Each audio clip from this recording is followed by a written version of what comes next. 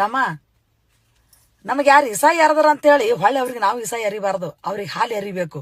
ಯಾಕಂದ್ರ ಪಾಪ ಪುಣ್ಯದ ಲೆಕ್ಕ ಮ್ಯಾಗ ದೇವ್ರ ಬಲ್ಲಿ ಐತಿ, ನ್ಯಾಯದ ಕಾಟ. ಈ ಮಾನವ ಮನುಷ್ಯನ ಮುಂದೆಲ್ಲ ಇಲ್ಲ ನಾ ಖರೆ ನೀ ಖರೆ ಅಂತೇಳಿ ಬಡದಾಡೋದಲ್ಲ. ಅವಾಗ ಹಿಂದಕ್ಕ ಅಪ್ಪ ಮಕ್ಕಳು ಮಾಡೋದ ಪಾಪ ಮುಂದ ಮೊಮ್ಮಕ್ಕಳು ಗಳಿತಿದಾರಂತ. ಈಗ ಹಂಗಿಲ್ಲ, ಇಲ್ಲಿ ನಾವೇ ಪಾಪ ಮಾಡ್ಬೇಕು, ನಾವೇ ಅನುಭವಿಸ್ಬೇಕು. ಕರ್ಮದ ಬುತ್ತಿ ಅವ್ರವ್ರೇ ಉಂಡು ಹೋಗ್ಬೇಕನ್ನಂತದ್ ಒಂದು ದೇವ್ರ ಈ ಸದ್ಯಕ್ಕ ಅವಾಗಿಂದ ಅವಾಗ ಇಟ್ಟು ಬಿಟ್ಟಾನ. ಯಾಕಂದ್ರ ತಾಳ್ಮೆ ಇಲ್ಲ ಜನಕ್ಕೆ ಜಾಸ್ತಿ ಅಂತೇಳಿ ಇಲ್ಲಿ ಯಾವಾಗೂ ನಮ್ಗೆ ಯಾರು ಅನ್ಯಾಯ ಮಾಡ್ಯಾರ ನೋಡ್ ಅವ್ರು ನಮ್ಮ ಕಣ್ ಮುಂದೆ ಅನುಭವಿಸ್ಬೇಕು, ನಮ್ಮ ಕಣ್ಣಿಲೆ ನಾವು ಅವ್ರಿಗೆ ನೋಡ್ಬೇಕು.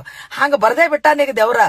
ನಾವು ಕುಂತ ಅವ್ರಿಗೆ ಕಿಡಗಾಲ ಯಾವತ್ತೂ ಮಾಡಬಾರ್ದು. ಮ್ಯಾಗ ದೇವ್ರ ಇರ್ತಾನ, ಒಳ್ಳೆ ದೇವದು ಕೆಟ್ಟ ದೇವದ ಅಂತ ದೇವ್ರಷ್ಟು ಅನುಭವದ ಮಾತಾ ಇಲ್ಲಿ ಯಾರು ತಿಳ್ಕೊಂಡಿಲ್ಲ. ಈ ಮಾನವ ಜನ್ಮದ ಬಳಿ ತಾಳ್ಮೆ ಶಕ್ತಿ ಇಲ್ಲ. ಇಲ್ಲಿ ಮ್ಯಾಗಿರೋದ ಕಾಟ ಐತಿ. ಯಾವತ್ತು ದುಡುಕಬೇಡ ಅಂತಮ್ಮ, ಯಾರಿಗೆ ಇಸ ಏರಕ್ ಹೋಗ್ಬೇಡ. ನಿನಗೆ ಇಸ ಏರದವ್ರಿಗೆ ಹಾಲೇರಿ ತಾನಾಗೆ ನಿನಗೆ ದೇವ್ರು ಒಳ್ಳೇದ್ ಮಾಡ್ತಾನ. ಮನಸ್ಸು ಸುದ್ದು ಇಟ್ಕೊಂಡ್ ಹೋದ್ರೆ ಕಲ್ಲ ಕೈ ಹಾಕು ಅರ್ಧ ರೊಟ್ಟಿ ಸಿಗ್ತದ. ಇದು ನನ್ನ ಅನುಭವದ ಮಾತ.